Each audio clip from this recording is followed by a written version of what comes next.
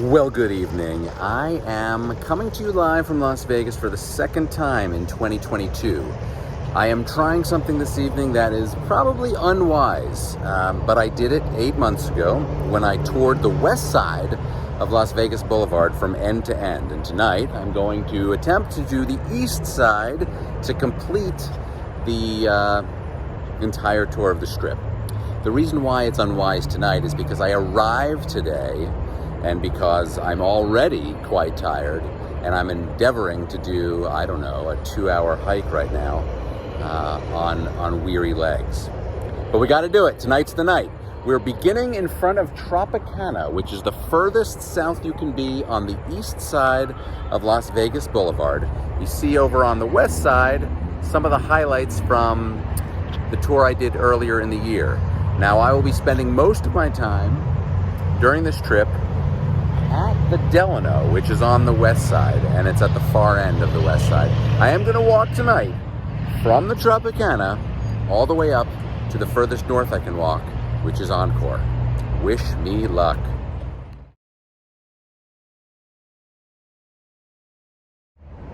Okay, Tropicana. Let's talk about it. It's a name you have heard because it's been here on Las Vegas Boulevard forever. And most recently, it was represented by DoubleTree, which is a Hilton brand. It is now an independent property. Tropicana has been revitalized in recent years, but it is still one of those that lags behind the others in terms of being modern. It's an all-white building. And there's a lot of white features inside. They do have a kind of a neat pool and some low-end restaurants, but it is not the most elite of all the Las Vegas hotels, that's for sure. It's a good place to start today because we're moving on up.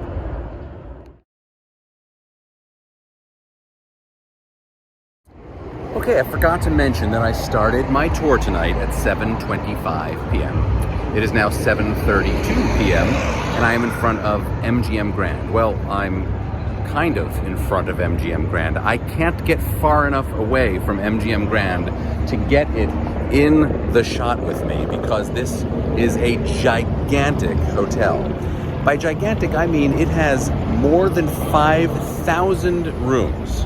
And rumor has it, and I believe it's been substantiated, the hallways of MGM Grand are so long that when they recarpet the hotel, by the time they are finished with the recarpeting project, it is time to begin the recarpeting project again.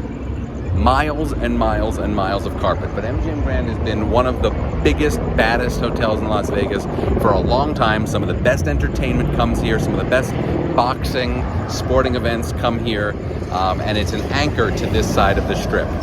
Now I'm going to journey onto this little shopping district, which abuts MGM Grand and connects it with the center of the Strip. There's a lot of parts of Vegas that are unaffordable to the general consumer. This is not one of them. This is actually an affordable part of the Strip, complete with shops that you'd recognize, restaurants that you can afford, food courts, greasy food. It's a lot of fun, but no question this is not where luxury lives in Las Vegas. Okay, time is 7:40 and I find myself passing what looks like an abandoned strip mall right here on the Strip. Now, when I see a dark strip mall right here in prime real estate, what it tells me is there's some space that's prime for developing, and I wouldn't be shocked if a year or two from now there was a mega resort right where we're standing. Next stop is Planet Hollywood.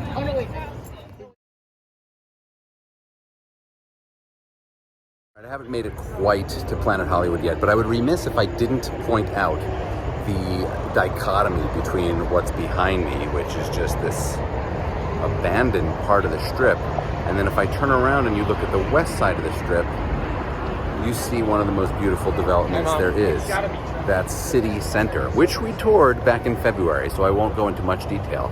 But again, can't imagine this piece of real estate is going to sit empty like this for too long.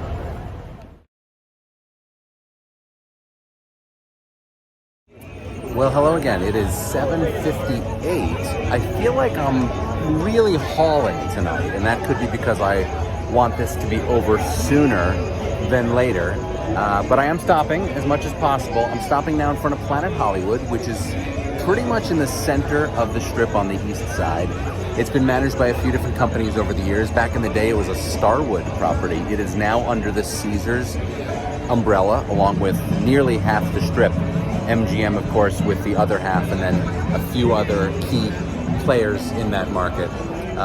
Planet Hollywood's a cool hotel, obviously Hollywood themed, but it also has the Miracle Mile Shops, which is sort of a U-shaped mall that takes up the first floor of the hotel. I'm not going to go inside this hotel because I'm saving some time to go inside some others, which I think have more beauty from the inside. But it is a beautiful hotel in the middle of the Strip that you should consider.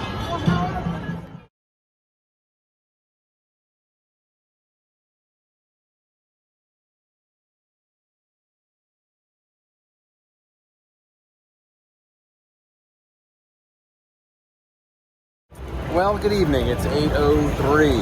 I am sitting because my back is aching and my feet are aching. I am about halfway done. I'm at Paris, and I mean, what's not to love about Paris? It really does look like a Parisian city intersection, if you will. It's a casino that I've actually historically done pretty well in. This is not, believe it or not, it's not a luxury hotel. This is in the middle of Caesars collection, but it plays to sort of a different customer, someone that's looking for a themed stay here in Las Vegas, because it is every bit Paris, inside and out, from the Eiffel Tower restaurant to the Arc de Triomphe outside in the courtyard. I love this hotel, I really do. I don't get in it very much.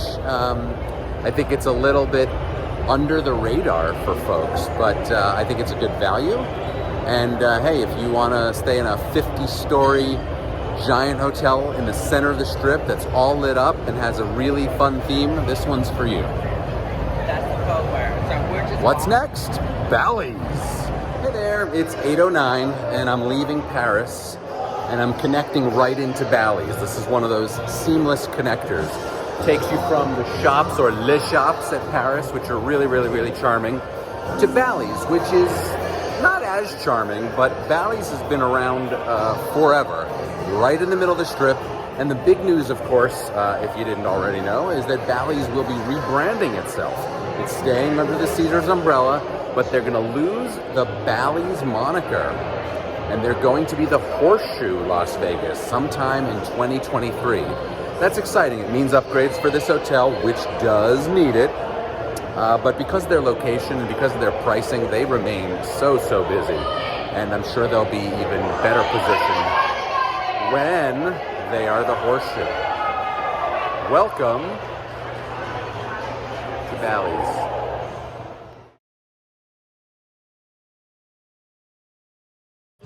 All right, let's be clear. Vegas is always a party, but this part of the Strip is even more party worthy. It's Flamingo, followed by The Link, followed by Harrah's.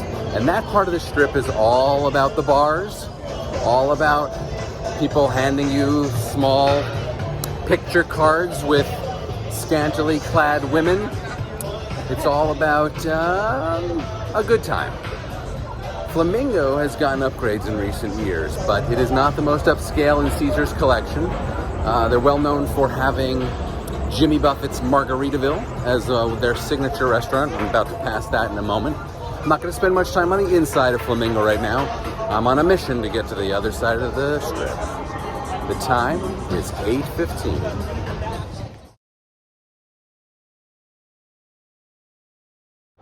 All right, it's 8:18. We are at The Link, L-I-N-Q, to be cute. This is what used to be called Imperial Palace. It was not a palace, but instead of imploding it, which they could have done, they turned it into The Link, and that's a vast improvement. I did a site tour of The Link earlier today, and I was impressed. Now I want you to look over my shoulder. First of all, that's a full moon right in the middle of the Ferris wheel, which is called the High Roller here, not the Ferris wheel. not the eye, not the big wheel, the high roller. And each one of those orbs, which looks tiny right here, can seat up to 12 people, and you can have a little party for your half-an-hour ride aboard the high roller. I'm going to walk through the link only to get to Harrah's, which should take me just a couple of minutes. But overall, you have to be impressed with what Caesars did with this area. It's jumping with people right now. Lots of bars, lots of restaurants, lots of traffic.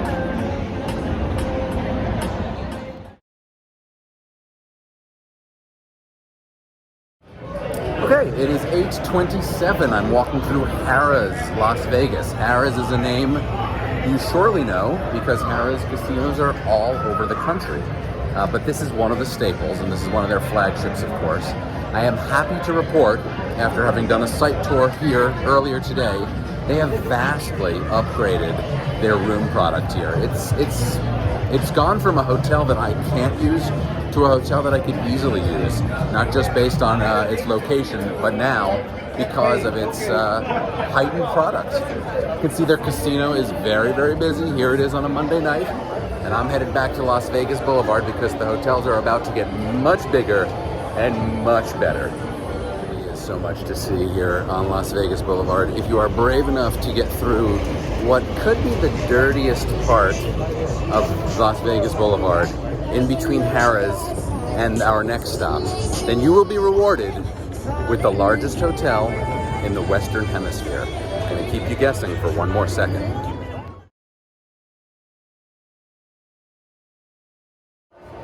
$8:35. I could have easily, well, maybe not easily, but I could have walked in front of the Venetian Palazzo Resort. 7,000 plus rooms. Bigger than most cities' entire hotel inventories in one single multi-towered brand here. I could have walked in front, but I'm not going to pass up an opportunity to walk through one of my favorite hotels. All 7,000 plus rooms are suites here. They're huge. You would think you'd be in a micro room with that many rooms in their inventory, but indeed the largest rooms in the city. And then there's the Grand Canal Shops, which I'm walking through right now. My favorite photographer, Peter Lick, his gallery is here. Some of the best, if not the best restaurants in all of Las Vegas are under this one roof. And it's a big roof, and it looks like the sky. It's really a magical place to be, to stay. You don't have to leave this property if you're staying here. It has everything. The best food, the best shopping, the best entertainment. Huge casino. Between Venetian and Palazzo, 2 big casinos. Yeah, it's got it all. And the convention that I'm attending this week used to be here. And I gotta say, walking through this right now, I kind of miss it. I mean, who wouldn't? You can take a gondola ride if you desire. Some of the best gelato is here. I mean, I can't say enough good things. You would think it was my favorite hotel in Las Vegas, but it's not. It's not even my second favorite hotel in Las Vegas, but it is really something to see if you've never been here. Venetian Palazzo.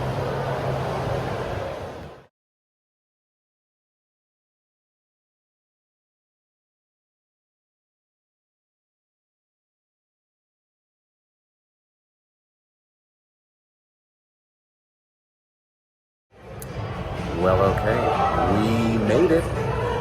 Barely. My back is aching. My feet are aching.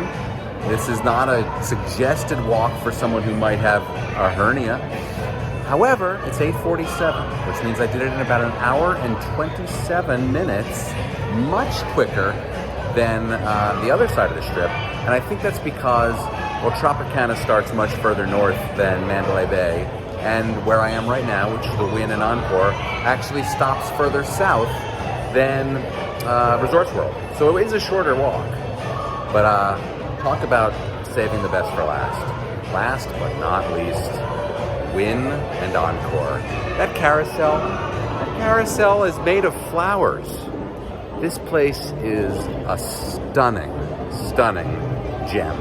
And it smells as good as you think. Asian Rain is the name of their scent in case you want it for your home office like I have it. Wynn and Encore have some of the best amenities of any hotel in the United States. This is a 5-diamond, 5-star hotel with nearly 6,000 rooms between the two towers, and they always deliver. I think I mentioned that in my last video back in February. This is just my favorite hotel. I have such fond memories of staying here. I have such fond memories of dining here. I just put it at the top of every list. You've got to come experience it. It's very classy. It's very upscale.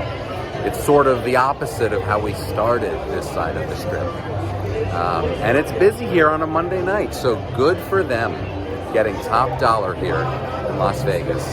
That is going to conclude the tour. I'm going to get myself in a taxi back to my hotel because there is no way I will survive a return walk. But thanks for indulging me and joining me on this second walking tour in Las Vegas in a year. Good night.